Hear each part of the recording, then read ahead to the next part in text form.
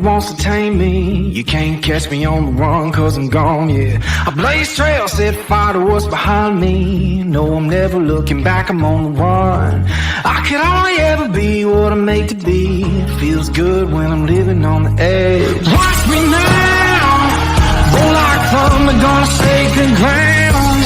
Can't stop me now, I don't give up and I won't back down. I'm a force of nature, can't be contained. I got lightning running all through my veins. Watch me now, watch me now.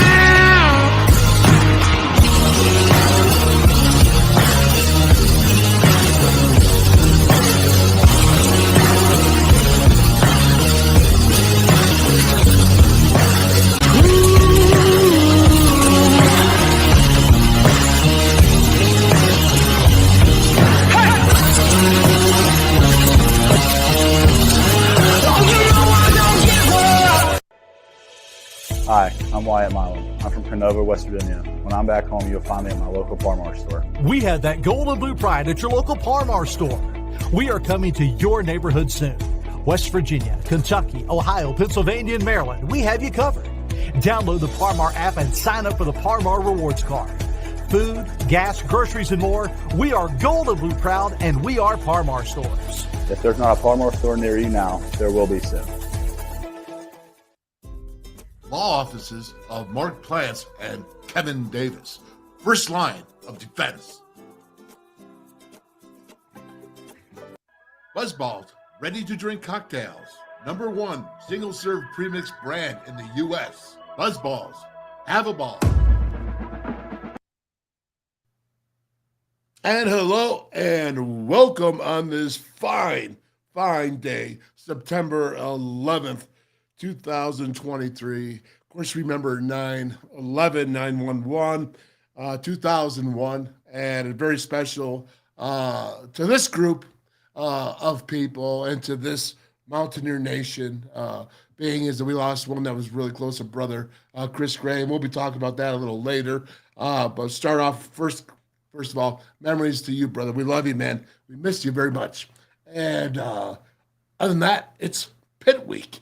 And Pit Week, that means that we're going to get it rocking a little bit. And you know, I had some mixed emotions here. I got some things that I want to talk about. And, you know, it's very interesting. I was feeling very, over the weekend, you know, I was all kind of loopy. I had a cold going on, you know, taking my cough syrup, watching football all day long, waiting for the Mountaineers to come on. Mountaineers come on, and you know, it's a start, and I see good things. I see some things that I can get better, and then there's the weather delay, and oh man, I'm just going, you know, hey, keep that cough medicine coming, right, man? So we just keep going and all that good stuff. So I go ahead and I get in this mode and I start thinking about Pitt and the weather delay, and you know, I'm watching them play against Cincinnati, and boy, they just weren't doing so good. And you know, I thought about it, and you know, it's good. They're losing right now. This is good. All right, so West Virginia, Pitt, because I really want to beat Pitt. I always want to beat Pitt. Everybody wants to beat Pitt. So I go ahead, I go out there, and I'm like, all right, let's throw out the score here. So you know what? I said breaking ...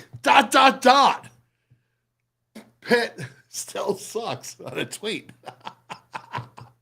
Thinking how funny that was. You know, I think it was my syrup. I had a cough syrup going on. I'm like, oh, yes. And, you know, anyone can sit out there. Anytime you throw out a tweet with the Pitt sucks, you know, I mean, that's like, you know, giving it out the easiest tweet in the world. I mean, for a Mountaineer anyways, right? You just throw those tweets out there and likes they come piling up really, really easy. And so the funny thing is, I'm looking at them like, yeah, Pitt sucks. And all of a sudden, everybody starts liking it, right? So, I mean, it's a big hit, and it's trailing. And then I'm thinking to myself, well, you know, I don't think that Pitt sucks. The program, okay, we're out there, that's for years. But I mean, I respect everybody that works hard over there and all those things. And then I started to remember the Pitt and what I grew up on, and what my brother Ronnie did and what I did going through the the football and then coaching against it. And, I don't like Pitt. All right. I love the Steelers. I love the city of Pittsburgh, but I don't like Pitt. And it just keeps going back. I'm like, well, maybe I should have done that. Maybe I'm mature now and I have class. Because, right now I'm really big on class. I believe that you conduct yourselves. You don't see me swearing on Twitter. You don't see me, dropping the F-bombs here or there. And I just thought to myself, it really, maybe I thought myself, maybe I was a little bit unclassy there. And to think that, maybe I did something, that I should have done a Pitt, sucks out there, or they still suck, or whatever I did there, right? Because I was still on my cough medicine. I was feeling good. I thought it was funny. And so I'm out there, I'm going, he. And I'm thinking, wow, that's kind of childish though, right? I mean, but then again, I started thinking, I'm like, you know what? And then I went back and I started looking at this, and this is what I saw, right? It's like, I see this right here, and what is it? Oh, that's Pat Narduzzi, the head coach. And who comes along? Well, look, it's last year's quarterback, Keaton Slavis, who's now not even at Pitt anymore. He's at BYU. USC. He did the JT Daniels thing, right? USC. Now he's here. Well, look at this. Well, what school is he at? Now he's BYU, I think so. We're going to see him again. But all of that, what does he say? He drops the F-bomb on WVU. Right there with who? Once again, Pat Narduzzi, still smiling right there. No, what's coming on? And what does he do? All right, so that I got too much class right now going on. I'm thinking, Pitt's a 4-letter word, right? No, I'm saying suck. I'm not saying the other word, right? I wouldn't do that to my mother, right? So, because she watches the show every day. I love you, Esther. Shout out to you. All right. So now, again, I'm going to do this, and I love this interest, but this is the end of the game. And thank goodness for Hawkeye right here. And so, right there, they're taunting, they're chasing them. And look at my man D Stills right here. They're coming out there and they're just no class. Pitt. It's that same old Pitt. I tried to go there. I tried to be above. I tried to take the high road. But guess what? There is no high road with Pitt. It's a 4-letter word. And that's what they are. So you know what? My tweet that ... breaking ... Pitt still sucks. Yes, Pitt still sucks. Sorry, Mama. You know how much I love you. And with that, I'm going to introduce the Fabulous Five panel. And we're going to start off here with Darryl Prue, my WVU Hall of Fame hooper, who tells me everything I need to know about WVU hoops and a lot of coaching in general. What's up, DP? What's up, Dale? How you doing? Did you like that man? intro? Yeah, I loved it. Does Pitt still suck? Yes, they do. All right, thank you very much. All right, and next, I'm not sure I'm going to get the answer out of this one. Frank Fear, historian, author, man of class right here, who I don't know what he's going to say. Hello, Mr. Fear. Hey, how you doing today, Wolf? Hey, you have class. I used to have class when I taught. All right. You're going to teach us today some as well. So we're back in the classroom. And I said, look at this. I'm looking. I see an empty desk over here by this one guy. I'm going to come back to him. So we go ahead and we go to our Mr. Mountaineer Nation, the dude that watches the Mountaineers all his life. What's up, Hawkeye? Keith Hawkins. What's up, guys? Doing good. All right. Hey, does Pitt suck or not? Absolutely, Pitt sucks. All right, and we got a double whammy in here. All right, we have Hall of Fame USA strength coach Al Johnson. Coach Johnson, what's up? What's going on, man? Hey, well, how do you really feel about Pitt? Could you really express your feelings? I'm telling you, mixed signals here. You know what, Coach? I sat there, I felt like such a child, and then I go back, and then all these people are hating on me and coming and saying about how I'm a Mountaineer and how I married my cousin and all these things. And my brother is my sister and all that, all kinds of crazy stuff, right? So I'm just like, you know what? Forget the class, baby. I'm taking the low road. I'm going just for this week now. Just for this week. Still not dropping no F-bombs because Mom is watching. All right, there's no doubt about it. But I am going to say the suck word for sure. And with that, I'm going to bring on a guy who thinks he's classy, who thinks he's like GQ, man. And that's going to be former Mountaineer linebacker Lee Javins, attorney right now. What's up, Lee? What's going on, guys? How you all doing? We're doing great. Good, very good. Thank you. You know what? I go to look and introduce you, and you're gone. All I see is a empty seat. Again, you keep doing things to me. I'm sorry. I had to take. It was a call I had to take. Sorry about that, but it's all good. You can always cut your audio off so we can't hear your conversation. Just so you know. Yeah, well, that would have made for a weird intro if I'm talking on the phone when you introduce me. So, all right, very good, very good. All right, gentlemen, you know what, Frank? I'm going to go with you because you're the prettiest of us.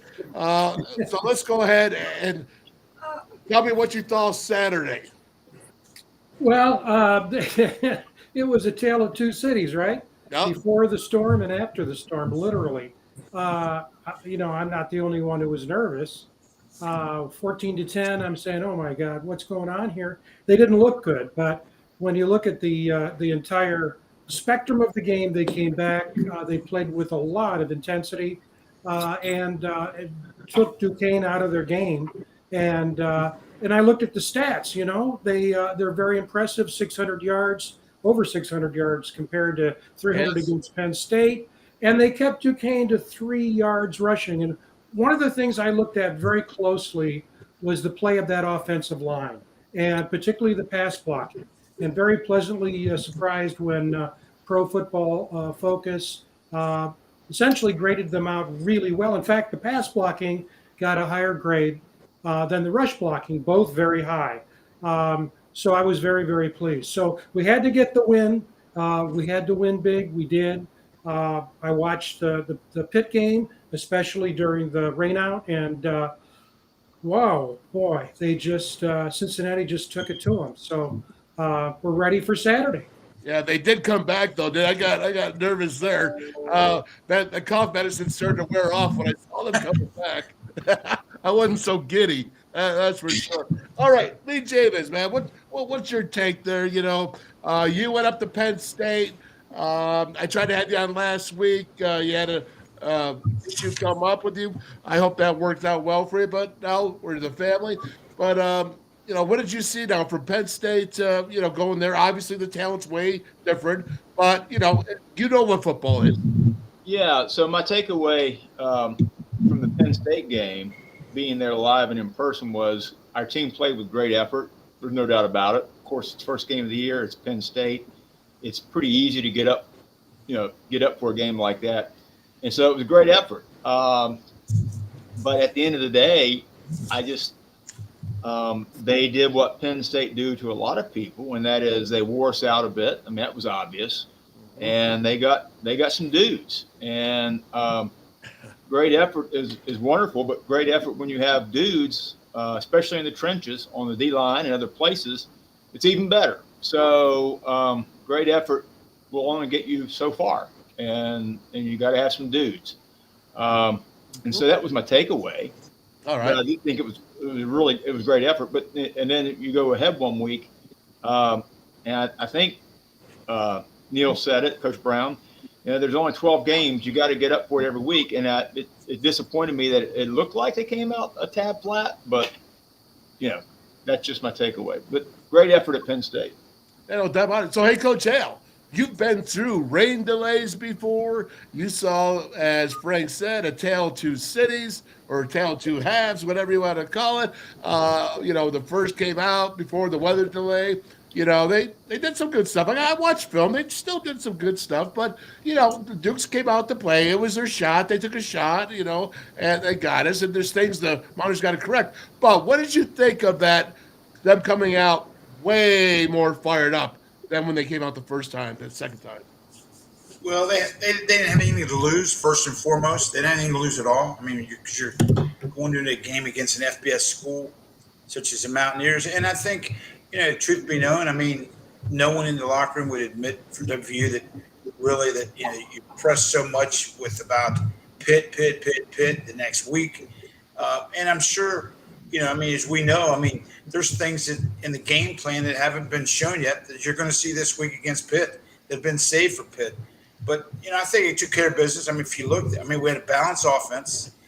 We ran the ball well. We threw the ball. You know, the thing I liked was we had a little bit of a vertical passing game. I mean, there was a passing game there. But, you know, it's tough. And then, like you said, rain delays. I mean, you don't know what's going to come out after the rain delay. I mean, are they going to be flat? Are they going to be lethargic? Are they going to just like, you know, are they going to let's just get this thing over with type thing? Because we were up, 35-10 at halftime. You know, I don't think there was ever any doubt that, you know, what the outcome would be.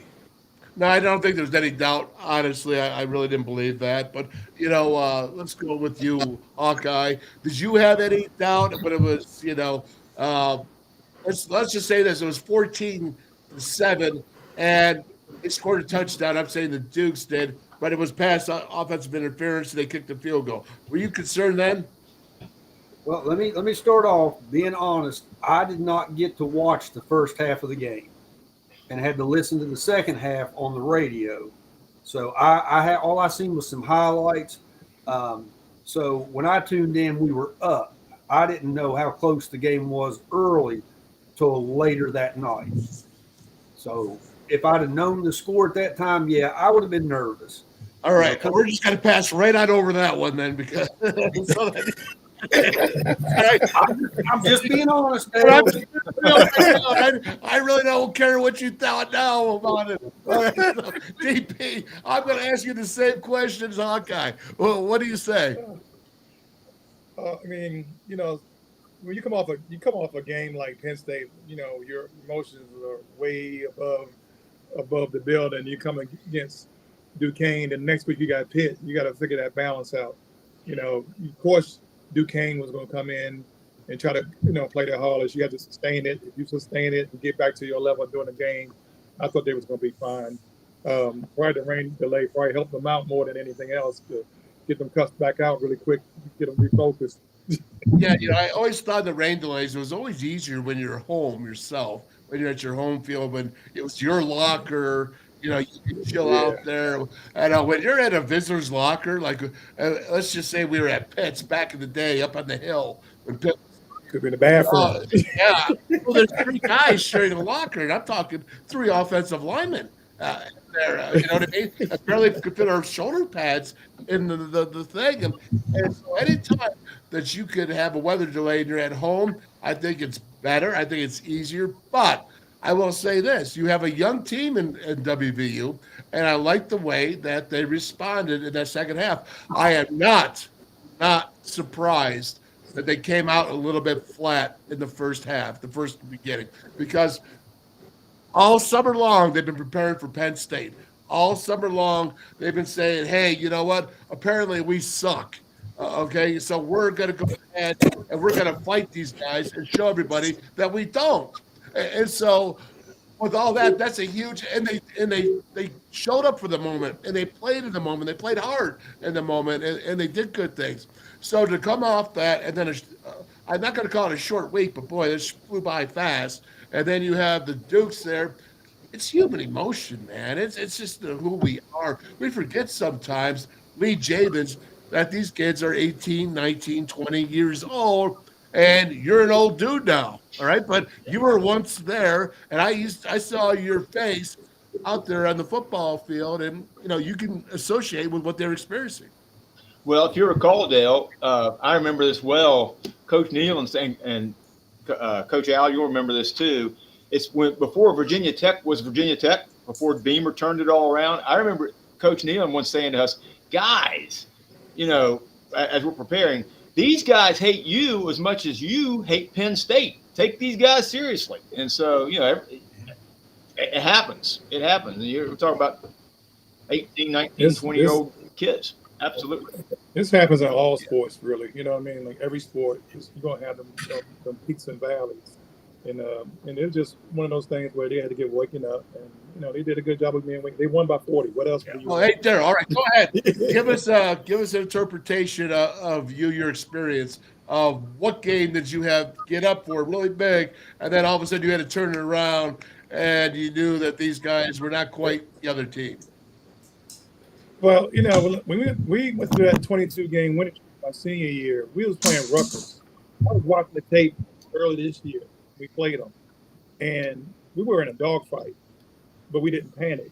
You know what I mean? So we stuck around. They stuck around. We ended up winning, but we had to take a loss to a Penn State when I was in the Atlantic 10 tournament that I never lost to. I never lost to Penn State, and they beat us by 20 to wake us up. You know what I mean? Then we go in and beat Tennessee the next time in the NCAA playoff and lose to Duke. But it took a game for us to get beat. You know what I mean? To figure it out, because it's the opposite of what WVU is going through right now. They're coming off a loss and trying to win. That happened too with us. My first game, we lose to Robert Morris. Then we beat Mount St. Mary's. Then we lose to Bradley. Then we had to start against Maryland or Pitt. So we had to, wake up right away. You know what I mean? So those things happen. So it depends on, like you said, it's human emotion. We are kids. We got to figure it out. We're nervous. We instead of playing to win, we plan not to lose. And that's, I think West Virginia has to get out of that little process. Frank, at any of your time, have you experienced anything like this watching this? You've seen a lot of football teams. Have you seen this where the teams, have to stand up, have a big game, and then, that next game, and really it was a trap game. I don't care what anybody says. You got Penn State, Pitt, and then you got Dukes in the middle. I'm telling you, that's tough, man. Yeah, it happens all the time, and that's why I was nervous when it was 14-10. And it could have been 14-14. Had they scored that touchdown and not had that penalty, that could have turned that game around. I was very impressed early on with Duquesne, well coached. They have good talent. You could tell they did what they could. And so, but then once West Virginia found itself, there was just no stopping West Virginia. I might say that one of the things I looked at, and I was surprised when I looked at the stats later, I really thought, based on just viewing the game, that we did a lot better than we did against Penn State on 3rd and 4th down. And lo and behold, we were, on Saturday, we were 50% on 3rd and 4th down, 9 out of 18. But we were 7 out of 20 against Penn State. And Duquesne was 5 out of 17. So I think we got to do a lot better in that department. And, the other thing about Green, you see this with Colorado. How Sanders goes. I mean, if he's not in there, he's the turnkey to the engine. And Green now, I think, is 57th in the country on quarterback rating. But he's still passing under 50, around 50%, which he's going to have to improve. So that very much could have been a trap game. We'll see how good Duquesne is when they play Coastal this week. But yeah, it happens all the time. I can't tell you the number of times I watched that happen at Michigan State, where a team would come in. Louisiana Tech comes to mind when John L. Smith was head coach, and whoa, they laid an egg and lost. Al, is there any time that you can remember in all of your sports that you were like, you just lost the game because you didn't focus, not you specifically, but the teams you coached lost a game that they should not have lost because they were hung over from the week before, meaning Penn State. Yeah, absolutely. What year was it? Miami blocks the punt at home. Oh, 94. They blocked the punt at the end of the game. They score. They beat us. The next week we play. Was it UVA the next week? I mean, it wouldn't have mattered. Because next week we had just enough energy to get out of the locker room, to get to the field, because we were terrible. We had no energy, and it took all the air out of our balloon when that block punt by Miami. What year would that have been? 86, 87? You're talking about that. No, you're talking about that block punt in the last second, right? Yes. Yeah, that was in the 90s. Was it early 90s? Lee, was it Yeah, Hawkeye? I think so. What year was that? I think it was 93 because we should have never punted the ball. Oh, They'd 93. almost blocked 93. We went undefeated that year. 93, we went undefeated. 91, I think, something like that, because they were number 4 in the country. We were going to beat them. We should have beat them. I remember, man. I remember that. I remember it. I was there, and now that's why I remember it, because I was there. I didn't play. I wasn't coaching then, but I remember in the end zone watching that, and I was just like, are you kidding me? These sons of guns came out, and they blocked it with 35 seconds, something like that left in the game. What a great game the Mountaineers played the entire time. Hey, go ahead. Let's see if anybody says that out there. Let's get that year in there. Go ahead. Timothy Green, go ahead. Let's fire it up there, all right? Well, But Dale, if you remember in that game, they almost blocked 4 punts in that game. We should have never punted the ball. We should have never punted the ball there. all right, very good. Okay, I remember that, boy. I tell you what, in fact, it was when I first I'm not going to go on that story. And everybody in the Hey, house knew that was going to happen. All we had to do was run the clock out, right? Yes, All that was it. we had to do wasn't there less than 10 seconds left in the game? Yeah, we could have took a safety. We could have run right out the back of the end zone. Yeah. Well, I think that's one of Coach Nealon's one of his biggest regrets in his coaching career is not have the punter run out of the back of the end zone for 2 as opposed to giving him 7. all right.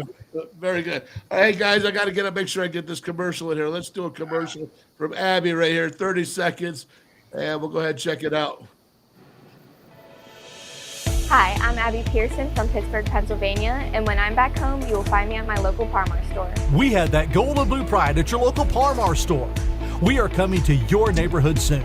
West Virginia, Kentucky, Ohio, Pennsylvania, and Maryland, we have you covered. Download the Parmar app and sign up for the Parmar Rewards Card. Food, gas, groceries, and more, we are gold and blue proud, and we are Parmar stores. If there's not a Parmar store near you now, there will be soon. All right, gentlemen, let's start talking now. What do you see here? Let's start out with offense. What did you see? And I'm going to go to you, BP. What did you see in the offense that you really liked? I like the way he was moving the ball. I think the quarterback found a receiver to go to. It's always good to have someone to go to. You know what I mean? Someone when things don't go right, you feel comfortable going to. I think every quarterback always has that. I think he found this person. With this portal, everybody's moving all over the place. It's hard to get comfortable. And hopefully, he gets comfortable with this guy all year long. All right. Let me ask you this, Keith. What did you see the second time you were following? What did you see click in that you thought was really good? I'm going to say, Garrett Green and his long ball. What did you think kicked in on the offense as you were listening? Well, it sounded like we ran the ball pretty well. It sounded like we was running the ball pretty good. Listening to him on the radio, I didn't see the passes, but it didn't sound like Garrett's long ball was really working for him. Although he did have two touchdown passes over 40 yards, didn't he? Yeah, I think you misunderstood that one because the long ball was on fire. In fact, if anything, it was the receivers that were dropping the ball. I would say that his placement was very excellent. Again, tough for you to figure that out listening to it. But watching it, I would say that really was one of his strengths. Again, Lee, I'm going to go to you, and I'm going to say, did he show us he could do that intermediate passing this game? Well, I'm still trying to work through because he's the grittiest. He might be the grittiest player on the team. I really like him, and I can't tell if it's receivers, bad routes, when the long passes don't work. It seems like he's running out of the pocket for his life at times. I'm going back to Penn State especially because he's right under my nose. But he's gritty, and he can make the throws. It's just it's one of those things that chicken or the egg. I'm not sure the receivers are on the same page as the quarterback yet, but they'll get there, I'm sure. And it looks like we found a receiver this week. Kid was a walk-on at the beginning of the game, and now got him a scholarship, so that's kind of a cool story. You know, I was looking at him on the sidelines, Frank, and I'm like, that is one young-looking guy. I mean, I'm like, am I really basing my weekly hopes on these kids? I realize that this kid, I mean, he's a handsome guy, don't get me wrong, but I'm like, he's just a baby, it seemed like, you know? And he's out there, he had 177 yards. Yeah, bless him. You know, when you read his story, I didn't know much about him because, you know, I was following Rivals, you know, and I couldn't find any information about him because he was a walk-on, preferred walk-on. But it just shows you heart, physicality, dedication delivers. You know, it answer the question about what was I looking for? And I wasn't looking for what happened. And that is, God bless those freshmen. You look at not only Hudson Clement, but look at White, 110 yards, 9 yards a carry. Rodney Gallagher showed a lot, even though he didn't have a lot of stats. And Jero J on defense, 1.5 sacks. Those freshmen carried the day. Very, very impressive. I thought that was really, really an important part of that game. Hey, Al, let me ask you this. They told Justin Clements, right? I got his name right, correct? Clements, yeah. They told him you're starting the game like a couple minutes before. He had no idea Devin Carter was not going to start.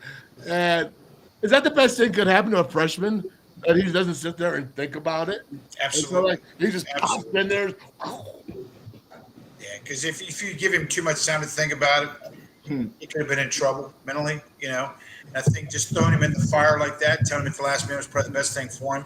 I saw an interview with him yesterday where he said, you know, the question was, of course, hey, you know, were you nervous once you got the news that you were starting? Were you nervous? I mean, I would have worried if the kid would have said no, because I was thinking, first of all, there's probably a little bit of a difference between high school football and playing college football, but I thought he handled it well. But the kid, give him as little time to think about it as possible. Well, I can tell you my freshman stories, and none of them turned out well for me. Usually, most of them ended poorly. I certainly didn't have 3 touchdowns or 2 touchdowns, whatever, 177 yards. But that's because I was fighting in this inner scrub. Lee, when I look at the inner scrub there, that offensive line, well, what sticks out to you, man, on that line? Because you were a linebacker. You know what to look for at offensive linemen. And what were you sniffing out and seeing? So I know their experience, and that's worth a lot. I would like to see Nasty just a little more. I think they're probably, but I'm not sure there's a place for Nasty in today's game because of the zone blocking and all this. Maybe I just don't understand, but I think those have to be the biggest pricks on the team, and I'd like to see a little more Nasty. I know they're experienced, but I wish they had, the green light just to be a play with a little more nastiness. But I know they got the experience. Well, you know what? It is allowed to be nasty, just so you know. Michigan shows that very well. When you look at their offensive linemen, they have snap to them. And I actually understand what you're saying that, but I will say that Zach Frazier is fairly prickish. And he's fairly, I'm saying 1 out of 5 now, all right? But yeah, I think you're right. But you also make a point about that zone, man. It's not quite as same. It's more placement and getting in front of someone than it is moving someone, an opponent. And that's what I don't like so much about this zone, especially when you look at this short yardage. Darryl Prue, let me ask you a question. If I could go ahead and go in the shotgun 5 yards deep and have a running back right of me, left of me, maybe behind me in the pistol, which would be better because he'd be running down yards. Or if I'm in short yardage and I want to go, or should I go underneath the center and just jump up in there and get 6 inches, 8 inches, a foot? All right. Would I be better to go under center, or would you continue to do the shotgun? I think you go in the center. You give your quarterback an option too. I mean, like you got the quarterback option and you have the running back option. You're going into shotgun, you're giving guys more time to penetrate the gaps. So I would go right behind the center. because I asked this, DP, of you, because I'm thinking about what would I do if I wanted to go dunk a ball? Do I want to go run 3 yards through people, or do I want to run a yard to or a foot to a person and go up and slam it? I mean, I just ask you in your terms, your terminology. All right. Do I want to go through? I mean, I'm not talking about over like Michael Jordan. I'm talking about the average good basketball player. He's got to run 2 people to do that. Yeah. So the difference between me and Chris Brooks didn't need 3 yards. I needed 3 yards to get that momentum going. Chris could just do it on 2 inches. Well, let me tell you something. Back in the day when I played with Coach Ford at the Coliseum, all right, I used to run from like the half line to go dunk it, man, at 290. Pow. I had that. Ford knocked you down. They take your knees out when you try to go up. All right. So let me think about this. Keith, when you see this game and the score and all the yards, they came out flat, but they put it on there. What does this tell you, Keith, in your mind about what you're seeing this team? What hope does this give you on offense? I'm talking. It shows me that when they get it together, they can play. So obviously, after the rain delay, whatever. I think I heard somebody say that they fed them pizza during the rain delay, so maybe we should feed them pizza every Saturday. Really? I didn't hear that about pizza, but they used to just give us oranges, Coach Johnson. Yeah. All we got was oranges from you. All right? I got tired of oranges, man. It was like I got the seed pits in my mouth all the time. That's because half our team was from Florida. You guys were under some different regulations too back then with the NCAA. They could give you what was it, a peanut butter sandwich with no bread. Hey, Coach, let me ask you, what was that protein drink you gave us in that steel can? What was that? Patrick. Beer. No, it was the worst thing. Susticow. Yeah, It tastes like. Coach, that's what you give old people. We had chocolate, vanilla, and pink. Hey, you're talking about Ensure. We gave you Ensure. Yeah. That's all we have. Nowadays, they have a whole snack bar up there full of the best of stuff. Like when I was on the broadcast team, I'd run down before the game from up there broadcasting and go through all the snacks and steal beef jerkies and stuff. I'd be like, they won't miss this because they got boxes and boxes of them. Hey, go ahead, get me now, Shane Lyons. All right, but anyways, I used to raid the snack bar. It was the best thing. I tell you, being on scholarship nowadays, or not even on scholarship, being on a team nowadays, because they treat the non-scholarships the same as the scholarships. So, which is the best rule that's ever come up in college football, to be quite honest with you, is because remember back in our day, we had that you had to pay if you were on a scholarship, you had to pay to go ahead and get that dinner. Now they don't have to do that. We used to go out and have to, we'll help some guys out that were short on money just to give them food. I remember that. It broke my heart. And so they changed that. Best rule ever in college football, in college sports, is everybody eats there now. Everybody eats. That was terrible back then. It was. Remember that? That was horrible, man. It was horrible. Yeah, it was horrible. Like even with the snacks, I went over to the practice facility. They got, they got nuts, bars. They got all different kind of Gatorades, and like you said in the game, all we had was Coke and orange. I think we had oranges we had bananas too, and we had Coach John's protein shake. Yeah. All right, so let's go ahead. Let's turn this around. Lee Javins. All right, sir. Defensively, we got to look at this defensively. What did you like? What did you see? And we'll get back to you about what you did like later on. I thought we had some nice linebacker play both weeks. I think we got some athletes playing linebacker. I'm concerned. I could be wrong. Just my eyes tell me that our defensive backfield doesn't match up size-wise, and maybe that's going to be a problem going forward. And then depth on D-line. I think I like the D-line, but again, Penn State's a good example. I don't know that we're too deep at the D-line like we'd like to be. And so, I'm sorry, what did I like? But I liked the linebacker play on defense. I did. I thought they played well in the scheme. I think they're making the most out of what they got because we have maybe not a lot of depth at D-line. Maybe I should say it that way. You know, Frank, I'm going to ask this. You're probably not going to like this question because this is getting into it. Lance Dixon at 11 tackles against Minnesota. Okay. We're starting Lathan as a freshman, and he did really well this game. I was really impressed with him. He had some nice hits, and he's going to be good. He's going to be good at will linebacker I'm talking about. And he's right now he's 1, 2, 3. Trey is number 3 on the team in total tackles with 9 in 2 games.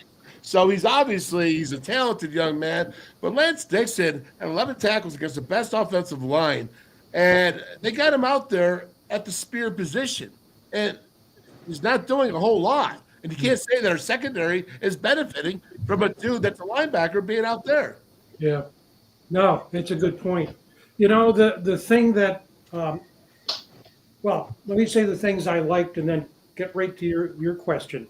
I looked for how well Audrey Burks did because against Penn State, boy, I mean, he graded out like a 25. Well, Pro Football Focus had him at a 66, which is good. But here's what I didn't like. And it was awful for us, but awful showed up for them. I'm talking about Teddy Off. Yeah, I knew you were going with that one. Well, you know, I looked at what he did against Edinburgh, which is obviously lower than Duquesne. He did nothing, like 4 yards. He had 100 yards, 1 TD, and we just couldn't cover him. And that's really, really troubling. And so there are still issues. I mean, if you're Pitt, you're watching that very, very closely because obviously they're going to look at weaknesses. Defense was better. I'm looking at the grades on defense and Simmons and Ruffin. I was very impressed with Beanie Bishop. I watched him when he was at Minnesota, and he was good. But, boy, I'll tell you, I can understand why you're concerned. Yeah, there's no doubt about it. All right, so what about you, Hawkeye? What do you think about that in the defense that you liked, that you saw? You know, because you didn't see, but, you know, you were listening. And it sounded to me the defense really clamped them down in the second half. The defense played well, and I'll go back to the Penn State game. You know, we really kept Penn State in check as far as running the ball. I thought our guys up front, our linebackers played pretty well. Secondary had a couple of breakdowns. It cost us. Then you flip over, and then I remember listening to the game, that Edinburgh, we had a lot of trouble with him. So we still got work to do in the secondary. But I think as far as up front, I think we're in pretty good shape. I'd like to see a little better pass rush.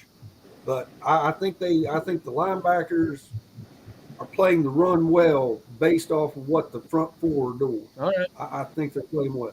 All right, very good. How about you, Al? What did you like about the D? Tell you what, I like. Looked like we stretched the field a little bit more. You know, obviously, I think that's a plus. We had good balance in the game in terms of running the ball. You know, if you look at after 2 games, I mean, we're pretty much even at. You know, we're averaging 238 yards a game, passing, and 225 yards rushing.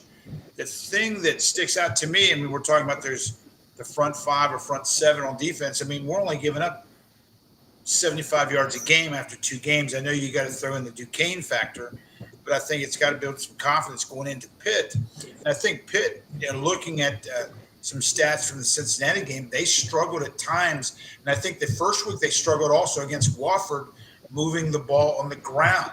And they also did the same against Cincinnati. So I think it's encouraging. I think we're gaining confidence at this point after 2 games. We've gained some confidence. And I think that this game is going to be a game. Hopefully we look back on the Pitt game and say this was one of the big turning points in the season, where everything came together going into the Big 12 play. All right. Everybody else gave what they liked there. Let's go on. What did you like there? What do you think is they're lacking on defense? Do we have enough size on that line? And that's why the linebackers are free running through everything. We're not getting a pass rush from the line.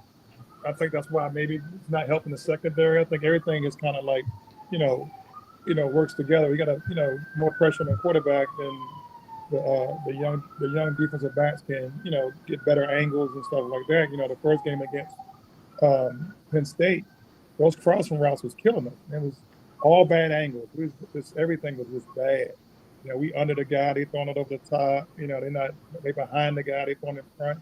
The running game, like you said, that linebacker crew was pretty good. Like one guy got 9 solo tackles. You know what I mean? So people were running up gut against us or running wide. The linebackers are doing a pretty good job, but are we getting enough pass rush when those guys are passing and Pitt pass the ball more because of that? Yeah, that's for sure. What about you, Javins?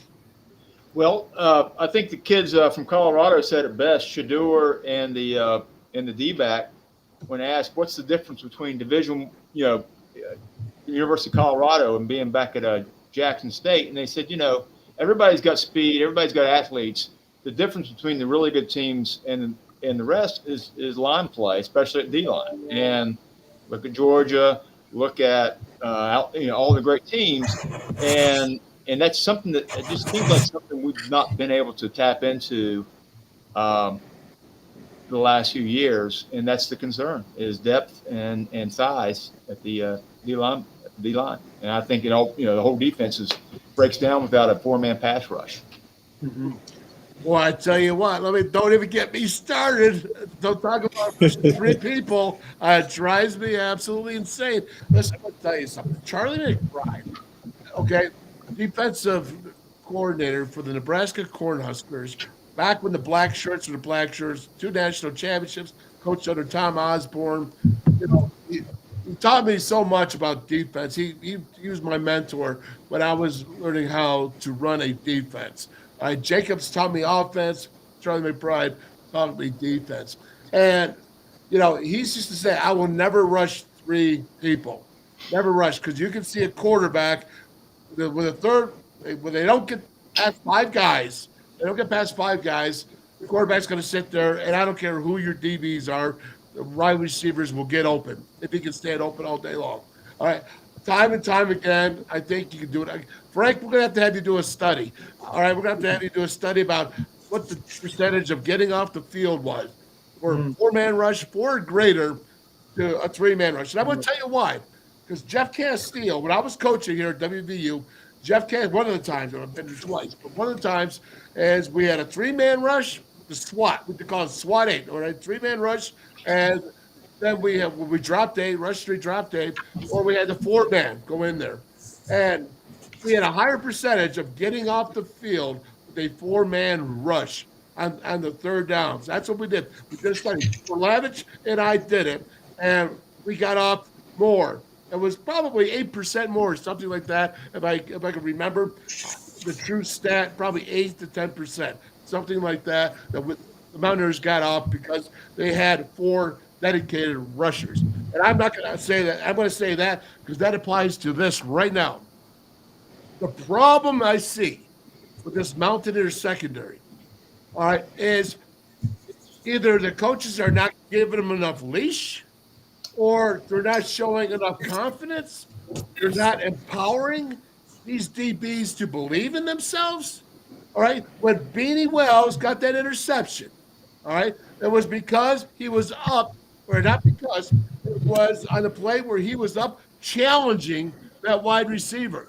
All right, there's no doubt Paradas, the quarterback, was going to go one-on-one with Beanie. But Beanie was up there within 2 yards of the line of scrimmage. When you see all this cushion back and they're running, you got to, first of all, I don't know if you know your field position. I don't know if you know your first downs. I've said this in all my breakdowns since last year. I'm tired of repeating myself. All right, the idea is this. You have to challenge every once in a while. You can't sit there. You have to reroute a receiver every once in a while. Because if you're playing on air, guess what it is? Lee Javins, what is it when you just play on air? What is it? They call it Skelly, right? Yeah. They call it Skelly when you're playing on air, when you're going ahead and you're throwing, because no defender is getting up there. No defender's touching you. No defender's trying to reroute you. No defender is going man-on-man coverage with you. No defender's playing pass rush. Did you see that 3rd and 10? And twice they went and the guy backed up to 15 yards before he even had a comeback. And they threw and they got a first down. You can't do that. You can't go ahead and line up and not be aggressive. If you're going to be off 7 to 10 yards, you got to be sure of how you break on the ball. Because if not, that's an easy hitch for any offense. Easy. See, it's not just about giving the space. Hey, listen, Deion Sanders could give you 10 yards, all right? Deion Sanders could be at 5 yards in a second. You know what I'm saying? He could break on the ball in a split second, and that was his strength. If you don't have that break, either challenge, have him be able to come up. You're going to get beat once in a while. You're going to have to give up a long ball. But at the same time, it's either going to stab in the heart with a long ball or slice you 100 times down the field because we'll take 5 yards, 10 yards here every single time, and it'll slowly bleed you to death instead of going to the heart. Either way, then you're going to die. At least have them get up there and get good at playing man coverage. And the other thing, too, and I'm going to leave it at this, and I'm going to let you guys finish up with it. I'm going to leave it at this. Charlie McBride taught me, and this is what I don't see going on in the secondary, and this is what I bet you, Lee, I bet you understand this, and I bet you, Darryl, you understand this because you played on these zones. But when you go zone defense in the secondary, your zone turns into man when an opponent comes in your zone, right? All right, you treat that as man until he leaves your zone. That is the difference with how you teach that. I don't see that. I see them drifting when people are in their zones. I don't see them reacting to actual eye acknowledgement when these opponents are coming in their zones. Or because if they did, you'd see them get a lot closer. Closer. All right. And you know what, Frank? You're smart. What do you think about what I just said? Well, you're right on. You know, as you're talking, I know we're going to talk about Pitt, but I bet you if you did a breakdown of the Cincinnati tape on defense, that at the end of the game when Pitt was driving to win that game, and you look at the sacks, I bet you those blitz were four-man blitzes. Betcha. Be interesting to go back and study that. And the other thing is you got to have that pressure, right? For sure. All right, Lee, what do you think about that? Chicken or egg? Defensive backs play maybe apprehensively because maybe they don't believe that the D-line's going to put on pressure so they get too big of a cushion, or vice versa.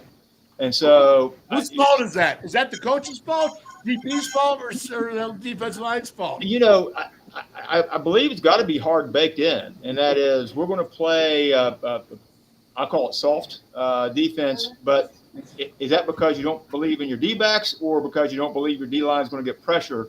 But so long as there's not pressure, the D-backs have to improvise. So, again, to me, it's chicken or the egg. I don't, it's going to take a little longer in the season maybe to figure that out. But I do worry that we can't get the pressure that we need. And then on top of that, do we have the horses to cover? And I don't love that setup. So we'll see. Well, I think that they are actually enjoying doing some things differently that I think they can show some pressure. Darryl Prue, what do you say to that? I mean, I think that's what happened the first game. The crossing routes guys are just going anywhere they want to go. There was no rerouting. So I think they're not good enough, or the coaching they wanted them to play like that. They just wanted them to be around the ball on a catch. I just think you got to reroute these guys. Timing. A lot of these passes and these pass plays are timing. You got to knock their timing on. Oh yes, thank you very much. Because you know what? That actually applies to basketball as well. You know what I'm saying? Okay, just get them out of your rhythm, get in defense, and that's all defensive stuff right there, man. Annoy them, get them out of their rhythm, man. And it doesn't matter the passer or the receiver. It doesn't matter. It all applies the same. Okay, so when Coach Johnson, here we go, man. Is that what's the best secondary coverage you can have? Blanket, get a blanket, cover them up. Right. Disrupt and reroute. Disrupt and reroute. I think you guys have covered it because, I mean, geez, oh man, if I'm running unopposed, if I'm running my route and I'm running unopposed, then I don't care if you've got 4 All-Americans up front in the trenches. It's not going to make a difference. But if the guys up, the stats are they can be skewed in terms of, you look at the secondary. What are we giving up? We're giving up passing. We're giving up 281 yards a game in the air after 2 games. And you look at that and you're thinking, man, that secondary sucks. Well, guess what? Hey, we got to get more pressure up front. And like you guys have already covered, hey, we got to disrupt. We got to reroute. Hey, give yourself a chance to get pressure on that quarterback. There's no doubt about it. All right, Hawkeye, you got to get rolling because you got to go referee, man. All right, so let's go ahead and finish up with this. What's the best coverage you could come up with? And Coach Johnson had exactly what I was thinking about, but except for one last thing is what's the best way you can defend the pass? Well, you've definitely got to get up on the line of scrimmage and put hands on at least on the 2 outside guys or the widest guy, because he's the primary. Take him off his route, slow him down. That messes up the timing for everybody. It screws up the progression from receiver 1 to number 3. I think when they play this zone, it looks like they go to a place. I don't really see them running around everywhere. It's like they go to a place and they're flat-footed instead of reacting to the man that comes into their zone and picking that coverage up. And I think that boils down to maybe they don't have a lot of confidence in maybe the 2 deep safeties. Well, I don't believe that now. Because if you don't say you got confidence in Aubrey Burks, that's just not true, right? I mean, they're not going to do it. But you don't have confidence. Listen, this is what I say, Hawkeye. I'm saying is that there's one way to go ahead and instill confidence in your defense. Let them challenge. Let them play. Let them play some one-on-one. Yes, but you got to do it smart, right? Lee Javins, you got to be smart about it. You just can't go up and be like, I'm going to challenge now, and then watch the guy go blow by you like Justin Clements did to the Duke DB. You got to pick your spots, but that's what a coach is supposed to do. But the coach can also have at least 2 times saying, I don't want you closer than 5 yards. What? Well, I'm telling you right now, they're giving them 10 to 12 yards, and if you don't crash it down, like I said, that Dion, you're going to make your break in a split second, then you're in trouble, and you're going to give up a lot of freebies. And just like Penn State, and just like in Duquesne, they gave up some serious RPOs. Well, more Penn State, not Duquesne, one of them, but RPO because the way you aligned your defense. And to me, that's a weakness right off the bat. If you don't align that up to go ahead, and you also got to remember, you have to react. And you can't just drop back 15 when it's the first down is 10 yards. You got to know where your down and distance is. You know, how about did I show you guys in the film the last year of them inside the 20-yard line, say they're on the 18-yard line, the opposing offense, and the DB's on the 8. You know what I mean? It's like that's the closest I've ever seen of giving up 3 yards in a red zone in my life. I've never seen that. Dale, if you're jamming that receiver, if that DB's up there jamming that receiver, then there's 2 things going on. Number 1, you're beating the hell out of that guy every play. You're beating the hell out of him. Them arms and hands are going to get sore in a little while. And it's the mental aspect of the game. I can't get off the line. I can't get off the line clean. No, there's no doubt about it. And, honestly, I just think that's it. So, all right, here we go. Frank, there we go, man. Give me your final opinion. Well, I'm thinking about last year, and, you would just watch that defense and just cringe. They had 14 tackles for losses the other day with 4 or 5 sacks. And so you can't be confident. That front, I think, is coming along. The linebackers graded out well. Beanie Bishop is the only D-back that graded above 80. I think Tim Green put it, they're a work in progress. And Hawkeye said it. Penn State, the thought was they're just going to jam it down our throat. They could not run against us. And Duquesne could not either. That kid, and I can't recall his name right now, had 100 yards in the first game. I think had 3 against us, or 4 or something like that. And so I think there's possibilities. I was going to ask you, Wolf. I didn't see. Was it Montre Miller? I didn't see. Did he participate on Saturday night? I couldn't find him in the stats. Yeah, I could because he's got experience. Beanie Bishop came from Minnesota. And Montre came from Kent State. And that's one of the things here is getting some experience back there. I don't think he played. No. I don't know if he was injured or what. No, he played one game. My stat shows it one game, and I knew he was in the back. Yeah, that's what I thought. I think that you need him out there. He's got a lot of fire in the belly. But you know, they I don't know if we have time to talk about this later, but you know, it's all about getting ready for Pitt, and that's where I think the offense comes in really important too, because for the first time this year, we're gonna play against a quasi mobile quarterback. All right, what does quasi mean? Almost mobile when he needs to be, but he's slow. Okay. What I'm really saying, in case his mother's watching, he's slow. And Cincinnati did a number on him. Oh, I thought you were talking about the humpback in Notre Dame. I tell you what, he what was 10 for 32? 10 for 32 at home on Saturday. So this Jurvac guy. So that's a key for us. Get confidence secondary. Yeah, that Jurvac, he's a jerk back, I think. jerk back, it's Slovis, it's a Slavish. Now he's playing for BYU. I think he had a pretty good game against Southern Utah, but that is SSU or SUU. Yeah. So, anyways, I still don't like Slovis. I don't like Jerkback. Okay, just so you know that. I think he's a jerk, Lee Javins. All right. What do you want to finish up on saying? Well, I think Pitt might not be very good, and so. Would you say that Pitt sucks? Yeah, Pitt sucks. They've always sucked. No, I'm talking about the program and the way. Right. Not about. No, where I'm going is Pitt might not be good, and I'll be honest, I don't. Ever since we've been in the Big 12, I'm not sure I recognize football because it seems like our brand of football is not terribly physical to begin with, as far as the entire conference. And so, hell, we might be fine. I don't know. You know, we get a win against Pitt, then we go into conference play, and so who knows? That's my takeaway. I don't understand it because it doesn't look like football I'm used to seeing. Even back when Rich Rod was here, our guys would run you in the dirt, and they played with a really hard edge. And our line play on both sides of the ball was nasty. I'd like to see a little bit of that, but maybe there's no place for it in the Big 12 because I don't see it anywhere in the Big 12. I see in Texas. You can't tell me Texas, all right? Guess what? Guess where they're going next year? I think they got a wake-up call. And right.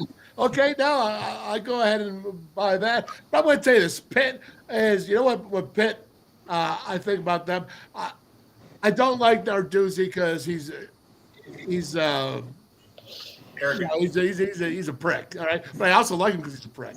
All right, because I like the way he coaches, and I know this is what makes me concerned about Pitt is he knows how to get that interior offensive line to block and be able to run, and he knows how to get that interior defensive line how to stop the run, and I think that's the key because again we go back to the Garrett Green issue, man. He has not proven to me that he is an effective passer when it's 3rd and 5, 3rd and 6. 3rd and 7. Okay, he's not been accurate. He's still at 50%. The being successful in Power 5 football, your quarterback has to be 60. Listen, I'm going to tell you something. He threw the long ball great, in my opinion. And I see that he can throw that. I really do. But he's not good enough with his footwork and with his vision over. And when he has time, he's good. Anyone's as good when they got time. Al Johnson, is that any quarterback? No question. Give him time. It's the ones that you make them, you push them, and they got pressure. I mean, that's where you find out a lot about quarterback. I mean, hey, it's like going 7-on-7. Quarterbacks are thrown against air. They're all Americans. They're all Americans. Put some heat on them. Bring some gas to them. It changes the whole perspective of the game. All right. Well, Mike Rollins thinks Gigi's starting to find his mojo. Well, if he's starting to find his mojo, then you better find Nicole Taylor, the tight end, more because that right there is the number one target he should be throwing to. He should be Dalton Kincaid. Cole Taylor, nobody, that poor Duke secondary, there was nobody that could have tackled him. I swear to you, I even tweeted something out like that because he's just so big, so much of a difference. And I will say this is that I do think that Narduzzi is a defensive whiz, and I think that he's going to have a game plan. I mean, Frank, you know Narduzzi, man. You're Michigan State. Yeah, he's great, but I'll tell you what, they didn't look good Saturday night at all. In fact, talking about the tight ends, I figured, what the heck? I'm going to look at the Cincinnati papers and saying, okay, how did Cincinnati win that game? And one of the reasons is they threw a bunch of tight ends. I think there were 3 or 4 that played, and they couldn't stop them. And I'm just going to say, Cole Taylor is a really important dude, really important on Saturday. And I'll tell you another person we haven't talked about. We haven't talked about it all because he hasn't gotten into kick one yet. Michael Hayes, I think, is going to be critical on Saturday. He hasn't attempted a field goal yet this year. And they've got a good field goal kicker. If this thing's tight, that three-pointer is going to be worth gold. So we're going to see how good he is. Played at Georgia State. He's going to be really critical. All right, you guys. All you guys got to go, man. Go. I got Tommy Robsock is coming on here shortly, but he said his link is not working. Imagine an offensive lineman and his link not working. Go figure that. All right, we got it here.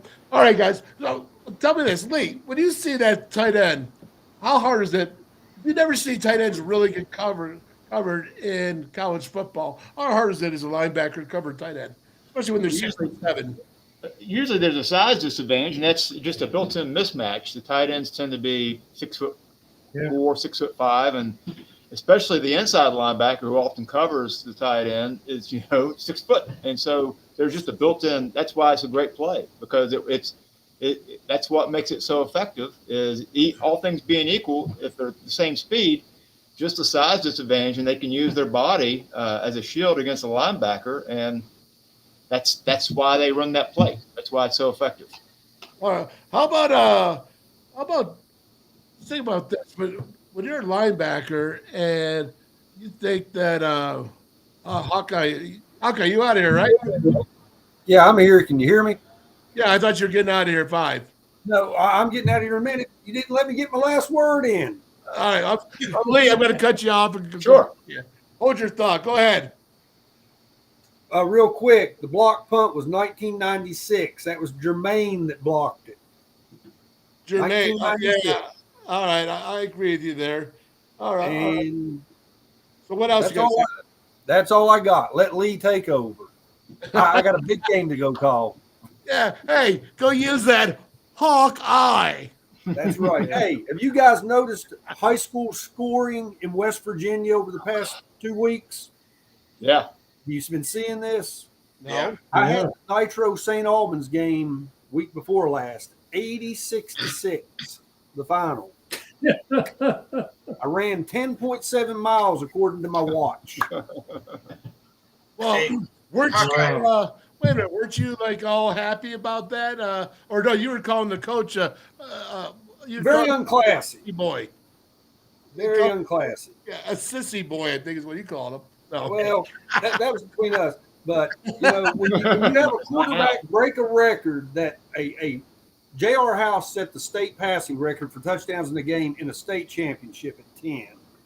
Then you go play St. Albans Middle School and let a kid throw 11 touchdowns. I'm not for sure how that's a record and how that makes your team feel good, but that's just me. But it's out of hand. It is out of hand, guys.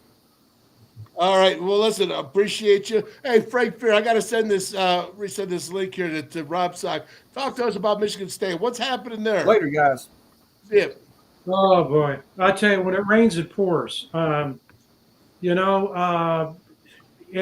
this thing is going to – all the details aren't in yet, but at about 1 o'clock in the morning on Sunday, USA Today broke a story basically saying that there was a major sexual harassment claim made against Mel Tucker.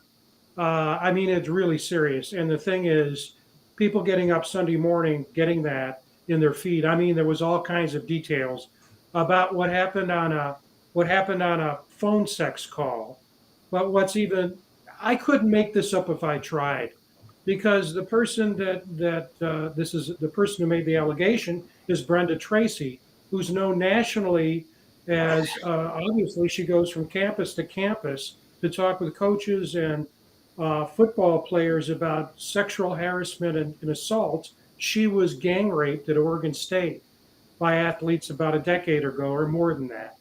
And this is the person who's making the allegation against him. So he's been suspended. They're going to bring Mark D'Antonio back as an advisor. It's an absolute mess. We've experienced things in the past. All schools do. We experienced it at WVU recently with Huggins, and you get a lot of stuff coming. I think people are just traumatized over this. They're just shocked. It happened within hours after Michigan State won on Saturday, and here we go. He's off the sidelines. He's been suspended. Likely he's going to get fired. He just signed an extension, a $90 million 9-year contract, made him one of the most highly paid coaches. And so right now it's a bad scene. Oh, that's bad scene. All right, well we won't get that one going because I don't think we want to go into that. That's got to play out and see how that goes. So that's not good. Anytime that happens right at the beginning of the season, what I feel bad for is if it's a bad story, if it's a true story, still bad for the players, the kids, everybody involved. And if it's not, it's still bad for the players. It doesn't matter. Yeah. It's going to ruin their season or have a taint on that. So that's not so good. All right, so let's finish up here the pit. What do you guys think? And I'm going to have Tommy Robsock. I'll have him join us. Heck, he could join us anyways. What's up, Robert? There you are. What's up, Tommy? Is he frozen? He looks frozen. He looks frozen. Yep, it's frozen. Tommy, can you hear us? All right. Off. Here we go. Finish up here now about Pitt. What do you think, Lee, that you're going to see that we need to do, work on to get better? We need to run the ball at them, play physical football. End of story. Just play physical football and just beat the hell out of Pitt. It's just that simple. Yep. Yeah. Well, there's no doubt about it. And Al, what do you say you got to do to go ahead and the Mountaineers got to come up and beat Pitt? Physical is certainly one of them. I think again here's the problem with Pitt. They looked really bad. Looked really bad against Cincy. Cincinnati looked really great, but then they came back and they did some things. And actually, Cincinnati was kind of on the ropes. At the end there, you're sitting there worried about who's going to win that game. There's no question. Yeah, because it's Pitt. This is be one of the most physical games we'll play the entire season. And I think this game, I'm going to go out on a ledge right now. I'm going to say we're going to rush for more yards this game than we will be passing, only because we won't have to pass the ball as much. I believe the offensive line we will pound these guys. And I think that the Mountaineers will win by 10-plus points in this game, in my opinion. And I think that. Do you hear that, Tommy Robsock? I hear you. I like it. Al. Good. Hey, Ty, I was thinking of you. But, I think, you think about, we're stuffing the run. And after 2 games, we're stuffing the run on defense. We're stuffing them. If we can get some pressure on the quarterback, I'll take pressure off the secondary. You'll have more balance. I'm just saying this is going to be it. This is going to be what? He's frozen, I think. Look at that face. Coach, you froze. I'll get all wound up, and now he's frozen. Look at him. You guys, that's exactly right. His place. Go ahead. Hey. Go ahead, Al. Oh, all right. Well, there's one thing to do here. I'm going to remove gas. So I got the power, baby. I got the power. Robert. Dale.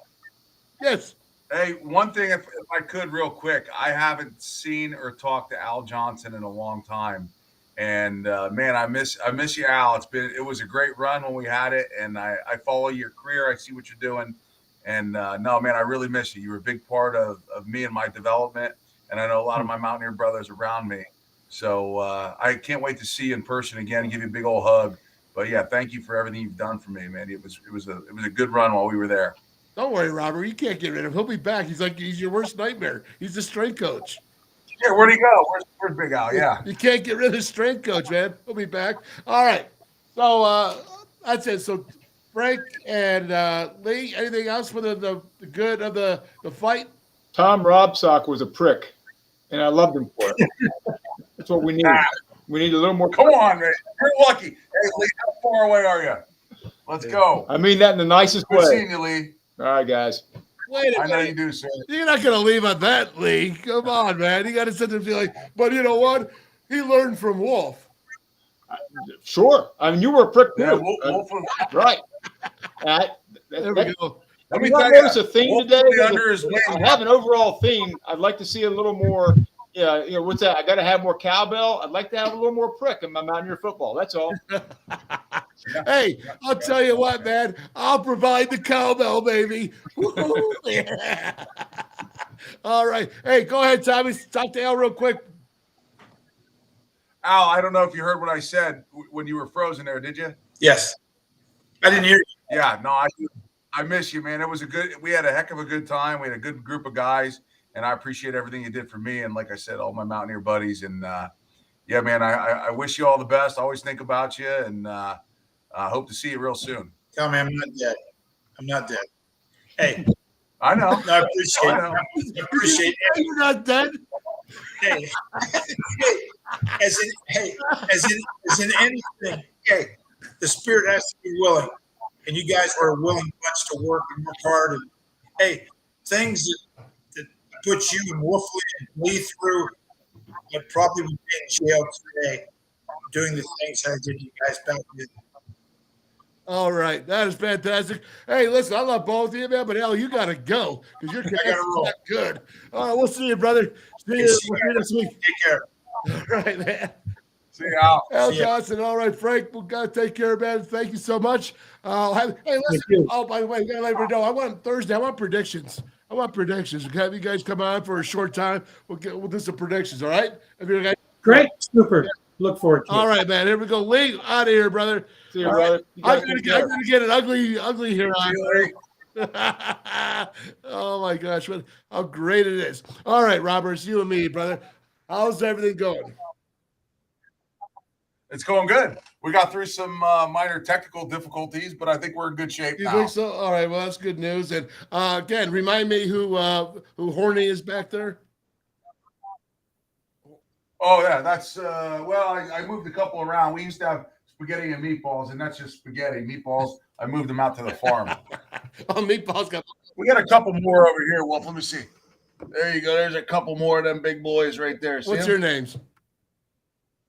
That's I don't know. I don't know if I named them. It's usually my kids that give them names. Oh, so spaghetti and meatballs was a favorite of your kids. I could tell that they like that. Oh. What'd you do? You screwed up the connection. Look at that. I unplugged All right, come back on. myself. Go back on. All right, we'll get him back on. Oh my gosh, there's spaghetti and meatballs in his house, but there's also meathead, and I think that Tommy there might be fit into one of those categories, a true meathead. Now, listen, before you think I'm sitting there talking down on him, that's not true because we're all a bunch of meatheads. In fact, as he said, I showed him how to be a meathead. Is that right, Tommy? I missed some of what you said there. I lost you for a moment, but I think I'm back. I was one of the leading instructors, and you're becoming a meathead. Oh, you were. You had me under your wing, and it wasn't a pretty place. It kind of stunk under there, but I'll tell you what, we had some fun getting there. Yeah, we did, brother. We did. Seriously, Wolf, I know segue into, what we're going to talk about a little bit here, but guys like you and Chaz and Bo and the Mountaineers that came before some of us, and certainly one was Chris Gray, were very influential on me and my career. And, most of it was all very, very positive, very good, both academically and athletically. And, you showed me the ropes, taught me how to be tough, brought me in, and guys like you and Low Styles and Mike Compton and Big John Ray and all those guys. It was a very very good learning experience. And, I'm just hopeful to pass that on to future Mountaineers. Yeah, you're so right. And, before we get into anything West Virginia, let's talk about Chris Gray. Was it 22 years ago, 2001? Yep. He passed away in one of the towers. It was a Tower 2, wasn't it? I'm not sure which one, but I know he was right there in harm's way. And it was difficult, very difficult. And he was a good friend to you and a good friend to me and a roommate of mine and Mark Ulmer. We lived together, and just a great, great, great individual. Fun, happy, so funny, and just the life of the party. And he'll be forever missed, not just from me and you, but from many, many Mountaineers and many friends and family that he had in New Jersey. Yeah, absolutely. And his family's come back a few times. When I was with the varsity club, I showed a picture in our preview here of his brother Timmy and all that, and family that came in for the ceremony. And I think WV has always done a good job of remembering Chris and making sure that not only do we remember 911, the terror attack, and all the people that were injured and hurt, but also Chris himself and his family. Yeah, no, for sure. I mean, he had such an electric personality. Dale, I can remember like it's yesterday. I mean, when he would get in that locker room or in the meeting room and just start busting people's chops. I mean, he was just relentless. And he'd have 90 guys just sitting there holding their stomachs in stitches because he was just so funny. Wasn't he? I mean, he would bust. Yes. Remember when he would bust Coach Nealon? He'd come in there. He would put like tinfoil with that crooked finger. Coach Nealon had that messed up finger. And it'd be all crooked out there, and he'd start making fun of Coach Nealon. We just couldn't stop. Then he'd go with Coach Wallace. He'd get Coach Holliday, McMichaels, Jacobs. He'd get them all, and he was just relentless. But it was all in good fun, and that electric personality will be missed for a long, long time. And I think that's one of the reasons why everybody still remembers him to this day like they do, because he was a brother to the heart, a brother to the soul, man. Oh, yeah. And, we call him Skeletor. Because anyone who was out there who knew the He-Man cartoons, all right, he was a thin dude. He had that head and everything. He looked like Skeletor. He sure did. And he was never afraid of that nickname either, was he? No, he was just great. He was just great, and he had fun with it. We tried to bust him back, but as soon as once you get a couple Skeletor digs in there, he'd come right at you and just beat you down, and just cower in the corner. The way he picked on Mark Ulmer, and everybody else. He gave us Indian names. He called Mark Ulmer dumb as log. I was stinks like shit. I don't know. Oh my gosh. Oh, hey, let's talk about your boy now. What's going on with him and his high school year? How's he doing? You know what? Young Anthony, he is Central Dauphin High School here in Harrisburg, and they had 3 games non-conference season, and they started off with Central York and Wilson West Lawn, and then Coatesville this last week. They lost to Central York, and then they won the last 2 games against Wilson and Coatesville. So they're all 3 top 10 teams in the 6A in the state. So they came out 2-1. So that's pretty good as they go into conference play. But Anthony's doing great. He's healthy, playing both offense and defense, trying to get better each week, stay low, be aggressive, finish to the whistle, all those cliche things that we tell these young guys to do. He's doing that, and he's getting better. So very excited for the rest of his senior year and then his career beyond that. Yeah, he's committed to Maryland, right? Yeah, he's committed to Maryland. He's all set. He's a Terp. Bittersweet. It's a Terp, and he's going to go in with a great staff and a great program, and I think he's going to be very impactful in the future. However, I'd be remiss if I wasn't a little, heartbroken a little bit that he's not a Mountaineer. But this is his decision. It's not mine. And quite frankly, I don't know. West Virginia probably could have recruited him a little harder, a little better, and maybe things would have been different. But that's here nor there. It's kind of in the past now, so we're just going to keep moving forward. Well, we're going to keep moving forward. We don't know what the future holds. Nobody does. My shining ball right here, the crystal ball is not telling me it's been quiet for a few years. Yeah. So I don't see much going on there. We'll see what happens with that, brother. But hey, regardless, if he ends up as a Terp, man, he's gonna be good. Is he gonna end up as a tackle, guard, or a center?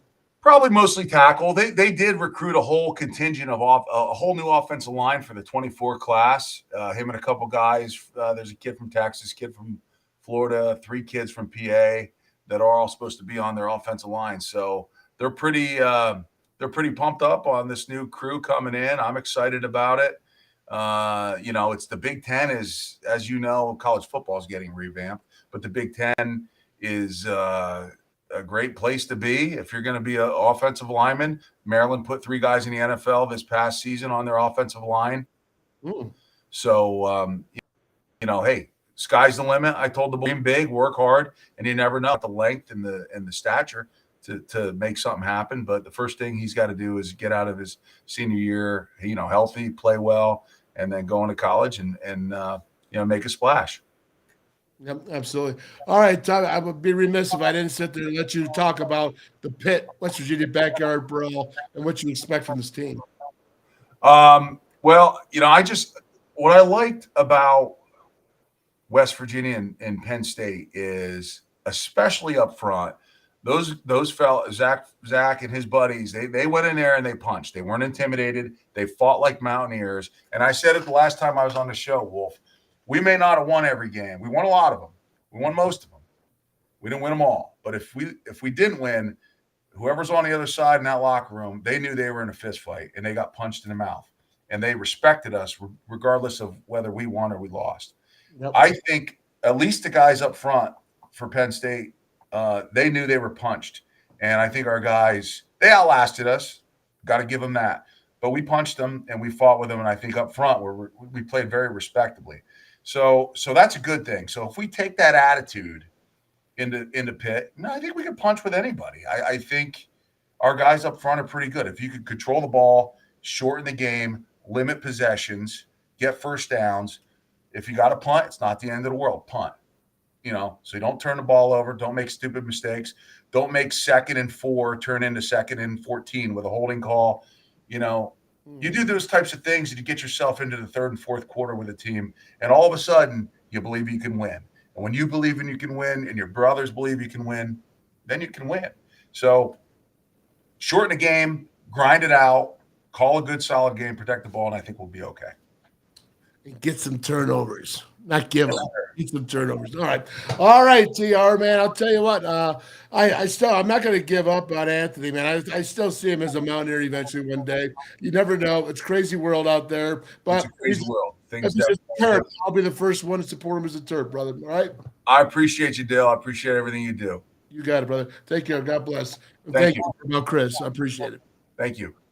Yep. All right, everybody. That is Tommy Robsock, and you had the whole crew here. You had the Fabulous Five. You had Al Johnson, USA Strength and Conditioning Hall of Fame coach. We had Hawkeye in there, Mr. Referee, who knows the rules. I keep him around so he knows the rules. And then, of course, you have, you got Frank Fear, author, historian, and he's got a big event coming out on this Saturday or Friday. I forgot about it. And we'll have to actually have him on tomorrow as well to put that up. And then what else do we have? We had Lee Javins, former Mountaineer linebacker, and Darryl Prue, WVU Hoops Hall of Fame. What a day it's been. So should we go ahead? Should we start to break down any film? Should we go ahead and do it, or should I wait till tomorrow? I don't know. Let's get a taste of it. Why not? Let's get the stuff that at the beginning, and then we'll get to the other stuff afterwards on there. Let's go ahead and look at some film, and we'll talk about it and figure out what's going on. I forgot the one thing I did forget though, and that was, of course, going ahead and looking at the things I said. Well, maybe I'll set that up for tomorrow.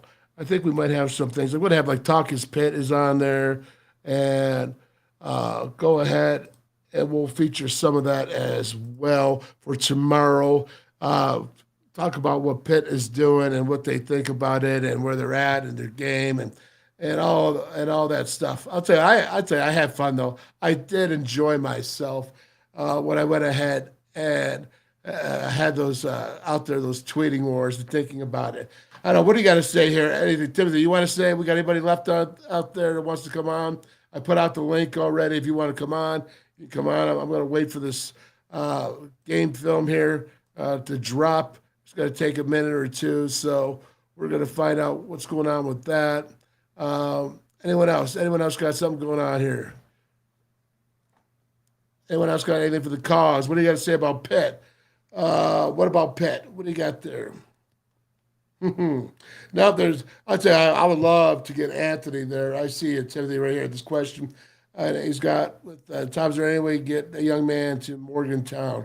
You know, Anthony is, they tried to get recruited by WVU. Neal ultimately and Moore ultimately did not recruit him the way that he should have been recruited, and Maryland jumped on him really fast. You know, that's like you go back to Dylan Ray. There's two players that are the sons of the legacies. Their father, Johnny Ray, Tommy Robsock. You know, Robsock played for the Raiders. Johnny Ray played for the Colts, man. You know, those are kids. Dylan Ray started for Kentucky this past week. And I'm not sure if he's going to continue to start. He's in the mix. He's a guy that's rotating in. He may be, who knows? But he's just a redshirt sophomore. He's a redshirt freshman last year, so now he's a redshirt sophomore. He's got 3 years, including this one. And not only did they give him a scholarship, but they went ahead and now he's starting. And it was and I watched him. Just watched him. Let's see, what's this? Let me see. Daryl Yater. I don't know. Well, I just feel like if they gave you more respect, the team would be headed the right way. Not sure what you mean. If they gave me respect there or what. I'm not sure, but that's all right. That's go ahead. We can go ahead and explain that, Daryl, if you'd like. Not sure about the respect, but I will say this is that, you know, the Mountaineer Pitt backyard brawl, man, that's tough as nails.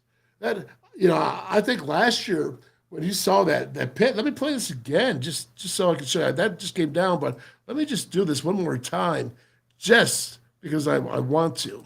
And I think it's important. And when you look at here, and I'll move it up past this here.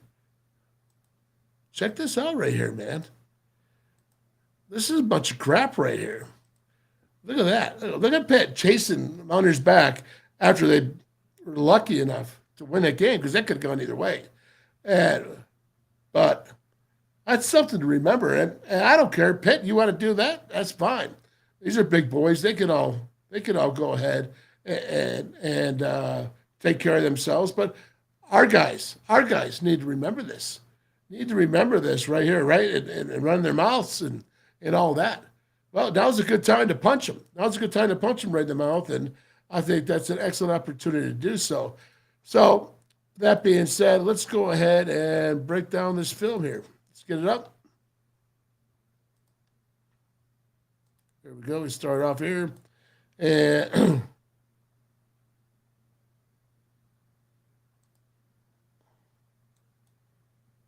there we go. All right. Let's look at this. This is the beginning, and I'm just going to go run through this here and go through this. You're going to see here, you got 11 personnel. You have 3 receivers and a tight end. And go ahead and look at the defense. Now, look at this. This is cover 4 defense here, right? Cover 4. There's quarters here. Quarters, and quarters. Now, look at this. He's up here challenging, all right? Starting off the game. Challenging. I like that. Nothing wrong with that. You got 5 yards, 6 yards right here in between. There you go. Not bad. Not bad at all. I mean, this is right here, running. It's quarters. It's cover 4. He's going to get the pass. He gets pressure coming right off the bat. Paradis, whatever his name was. And you're going to see. Now they're going ahead. They're rolling the pocket. I love this roll in the pocket, especially if you're worried about a pass rush going through, as you can see right here with Lockhart coming through. Well, I'll tell you, Lockhart making a big difference. And then you have Trey Lathan coming through there. So that is pretty strong. I like the start. A nice start on the first play of the defense, putting pressure on the quarterback, getting a hit on him right off the bat. Good start defense. I like the corners right here. You see it? I tell you, this young man, he's gonna be good. He's gonna make some mistakes. He's a freshman. He's gonna make mistakes, but yeah, all right. He's already been through a big game, right? When you sit there and think about Penn State. Yeah. All right. So now you're dealing with what, 2nd down and 10, and you're gonna do the inside zone right here is what I think what I saw. And Big Lockhart making a step. I'll tell you, he's playing big in the middle. They got the 3-man right now. There's like 4 in the box, maybe 5 splitting it. But I like this because that's Sean Martin right there coming down. He checked the quarterback on the zone read, and then he went down to the running back. Big Lockhart was in the middle, making some stops there. Let's watch it. Not bad, not bad. See, that's the thing right there. Okay, you see Big Lockhart and Sean Martin there. Now, what they did was they tried to block Big Lockhart right there with one guy, and they couldn't do it with one guy. That's really good for a nose guard. You have to have 2 guys blocking. If your nose guard and your defense is going to be anything successful, multiple times you have to have some type of combo block on a nose guard to be that anchor in the middle, especially if he's going to be a head-up, zero type technique.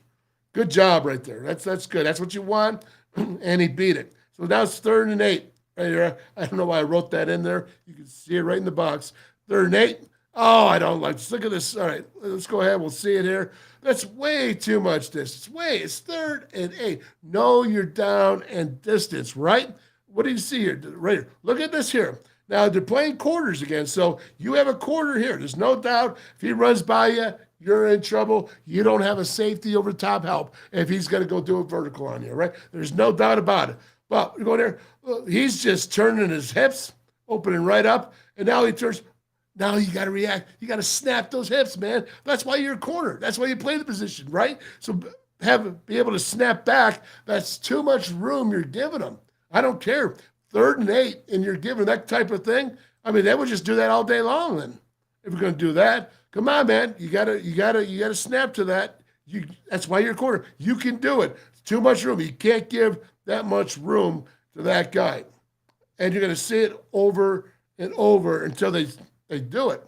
All right. So now you're looking at this. I'm seeing 4 guys here, defensive line, and he hands the ball off. This is the transfer from Missouri. So he came down here right here. This is not a bad job on the offense. Now look at Lockhart right here now. So he's got good arm extension right there. You see him, and you see here there's a big gap right here. Look at the linebacker. That's going to be Koba right there, I believe. So they have Koba here and here. Okay, you're running. You got these 2 blocked here, and you got an offensive lineman coming through here. You got to have Koba here to fill this gap over here. He can't be on the other side of the nose guard. You see him get caught up in the nose guard. Gets easy block by the guard coming around because he gets stuck behind the nose. You gotta know which side you gotta be on. And when you see that pull, you're reading the backside guard pulling, so you should be able to know that you're gonna need to meet him on the front side. Okay, again, let's take a look. There's 3, 4 guys. Now you can say JB's Bartlett down there, number 10, is in the box, but he's a wide outside the box. You're really looking at 4 dudes here, the circle being in the box. So now you're going ahead, and when Lee Koba sees this left tackle pulls, right, he's got to be thinking it's coming to the other side. You can't be right up his back. You can't play up the back of your nose guard. You got to be able to fill here. And what happens is he sneaks around on him, and it's hard for him to see because he's playing right up in the butt of the nose guard. You got to be on the other side, man. You got to cover it. And that's the problem when you're going with 3 dudes because you got Jared Bartlett out down there, but he's no factor in this play. No factor whatsoever. And so you go ahead and you got the secondary's going to make the tackle. That's a good play. That's why I don't like 4 guys in the box. It was 5, but he was a wide 5. Wide 5. All right, here we go. What do we got here? So 2nd and 3. That was a 7-yard game. You know, I actually like this. I like the way the scheme is of the offensive line. But you can see right here, the defense is now falling forward, and they're jamming up here. This is not bad. All right, they're pulling 3 guys. I thought the defense recognized this fairly well. They came at him in a good way, good positioning. You can see here, there's a back block from the center. The right guard, the right tackle is pulling. Right here, they're getting up. They need to actually attack more on the defense. The defense get attacking there. Instead, the offense should have done more attacking. But again, all right, not bad, but he does get the first down, I believe. So that's 2 yards, 2 rushes for 10 yards, and it is a first down. So let's watch this. And right there, oh, I like this. Seek and destroy. Seek and destroy, right? There you go. That's it, Aubrey Burks. There you go. Seek and destroy. Look where he's at. See the circle? Right there. Yeah, he's right there. And he recognized it. They go into cover 3, the defense. They showed cover 4. Do you see how they showed 2 safeties, kind of either cover 2 shell or cover 4? But what they do is, at the snap, they went ahead and changed it into cover 3. And here comes him at support. Seek and destroy. I love it, love it, love it, love it. That's what we're looking for from him. That play recognition. And didn't have a chance, did he? Didn't have a chance. Oh, because here he comes. Seek and destroy. All right. Well, I guess it looks so good I had to keep doing it. I love highlights. Excuse me. All right. So now we have, look at here, basically 4-man, 6 men in the box right here. You have what? You have 11 personnel. You have 1 tight end up at the top, tight bunch or a tight group here. And you can see quarterback up, touchdown, right? All right, you're going to be able to see on this. And this is a problem. Okay, now listen, he's not bad at he's 5 yards off right here. That's not bad. But watch how he bails out. Watch the player that bails out. That's not even an actual player. I'm sorry. That was the wrong guy. You're going to have to watch a side view here, but you're going to see the cornerback. And, okay, right there. Now you see it. He's still about 6-7 yards. Not awful, but watch the bail. This is what they keep doing. He drifts, and he's got his back to him. He's not even like checking him in a body way. Where's your zone? If this dude's in your zone, you got to treat him more like manish coverage, right? He's coming right up your back. You better know where he's at. And right here, you're just drifting and not even really paying attention. That guy's in your zone. That's what I'm talking about. In zone coverage, you have to treat it like it's man when the opponent comes in your zone. When an opponent comes in your zone, you have to treat it as such. Thus, you have the big gap and the touchdown. You can see it. You can see he's looking at the quarterback the whole way. He doesn't even look at the defender until the 10-yard line right there. Doesn't even know where the defender is until the 10-yard line. It's not a good play. Got to get better. Got to do better right there. I'm sure that they'll coach him up in that, and they know they need to get better, or Pitt's going to take advantage of that. You can't play cornerback that way. Cannot do it. All right, so that's a touchdown. Move on here. Now, get to this offense here. Look at this. Start off with 12 personnel, right? WVU, 12 personnel. You got to like it. We got the 2 tight ends. We'll see what happens to come up here. And start off with the zone run. Not bad. All right, C.J. Donaldson, I believe, is right there coming in. We got to bring them down here in motion. Do a little bit of a bunch right there. Okay. That's Nick Malone in there as a tight end instead of I believe. Yeah, I'm pretty sure that's him. And you see this here. I like the fact that they came out under center. Oh, excuse me. I like the center spot. And I think that's quarterback center. That shotgun is good. I like changing up. I like to see him change up more in the Penn State game.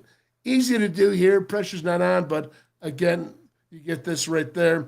And CJ, sometimes, he's creeping, he's crawling, he's big, he's got to get it. I like to see him explode into that hole. Explode in there. Once he makes his decision, then explode, right? Not bad. Now, this is not bad here because I think this was a screenplay, and I think that Gigi saw it that way. I could be wrong. I don't know about this, but I think he just pulled it. I think he did it on his own because I think that was the play. I think the way they reacted to it, and I think he just sensed right there. I think he saw the defenders coming through and how they defended it. And I think this is a heads-up play, smart, gets the first down. I think it's a good job. Garrett Green, not bad.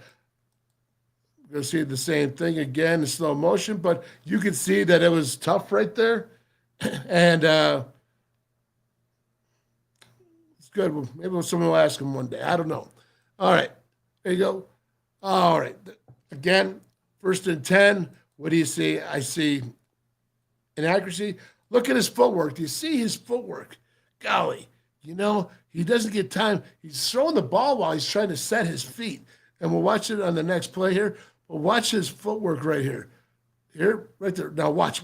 See, he's already in his motion before he even plants the front foot down. You plant the back and then the front, but it's already going. So his feet are not there. His hips are probably in the right direction. Again, I think that's an issue with his accuracy, right?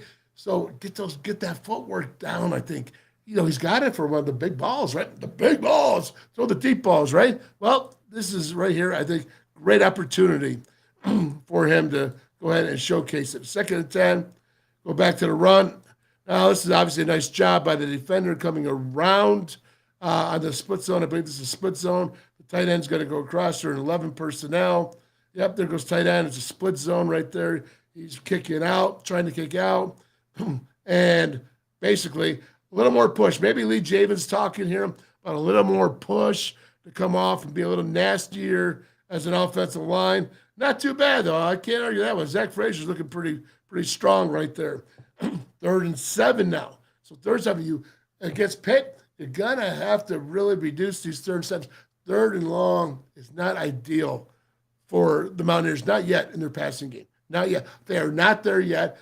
And whether it be Garrett Green or receivers or whatever, they are not there yet. Watch. Okay, now, Corey Brand, right? I mean, you got to catch this, man. I mean, you can say all you want about Garrett Green, his accuracy, his percentages below. Well, this doesn't help. All right, so receiver, come on, man. It's game 2. You need to go ahead and start making the receptions now. It's year 2 for you. Game 2, year 2. Time to put together. You got the talent. You got the speed. Let's go, man. It's time. People are calling. On the punt here, I like this. I just want to point out about Oliver Straw is that he's a good punter, man. And this is going to help the team this year a lot. Regardless, he took the hit. But that pinning down inside the 10-yard line, I think Oliver Straw is going to have a strong year. Oliver Straw is strong. There you go. And that's it. All right. So I'll cut it off there. I showed you a series on each, and we'll get more tomorrow. We'll get rid of this tomorrow and do that. Do we have anyone else that wants to say something here? Let's go Mountaineers and beat Pitt. All right. Let's see. We're going to beat Pitt. All right. I feel like they give you more 17 would be headed really. All right. There you go. I guess that's all good, man. We'll go LFG. You like 5. There we go. So we're going to be out of here. Let me do this real quick. The voice is starting to go bad again. So we'll go ahead and jump down into here and set this up. So, and the network. Yep, got time for the network, my friends. You know what that means. That means get it over here so you can see it. All right, Cantrell's River City Grill and Pub right there in Hinton, West Virginia. Thank you so much. The WolfMan's Call Network. Calacino's Pizzeria and Sports Bar down in Beckley, West Virginia. Yeah, right on, man. Route 22 Sports Bar, Weirton, West Virginia. Route 22, digging it. Archies up there in the Evil Empire. There you go. East Carson Street, love the wings. Legends Sports Bar and Grill out of Cheat Lake.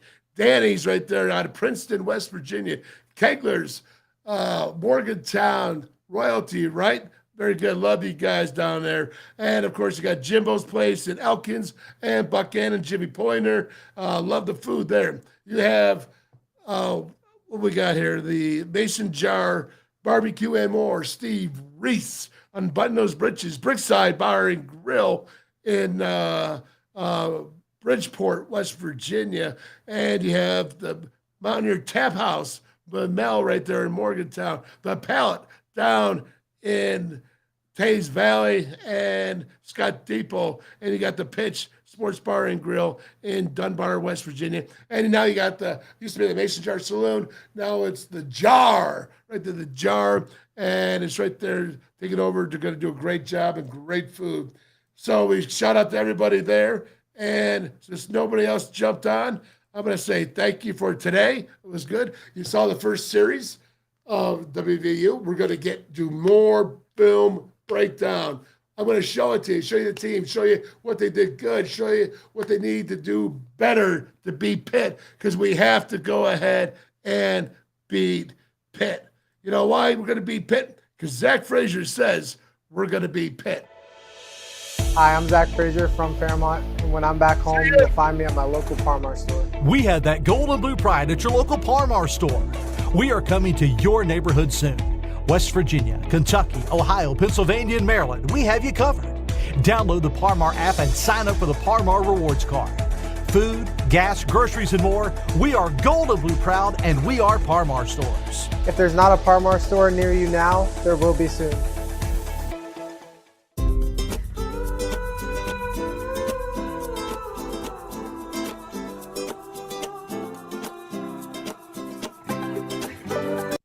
Buzzballs, ready-to-drink cocktails. #1 single-serve premix brand in the U.S. Buzzballs.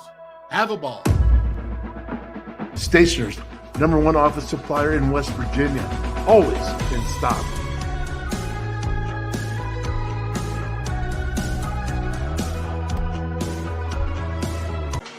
All Mini, the anywhere, anytime chargers, powering a connected world. Never buy AA batteries again.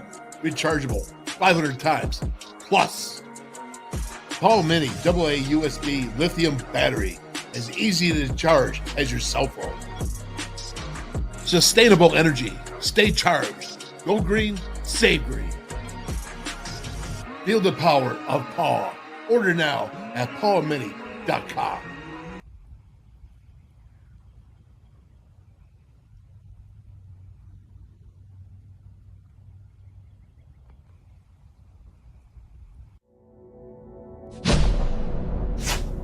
West Virginia United.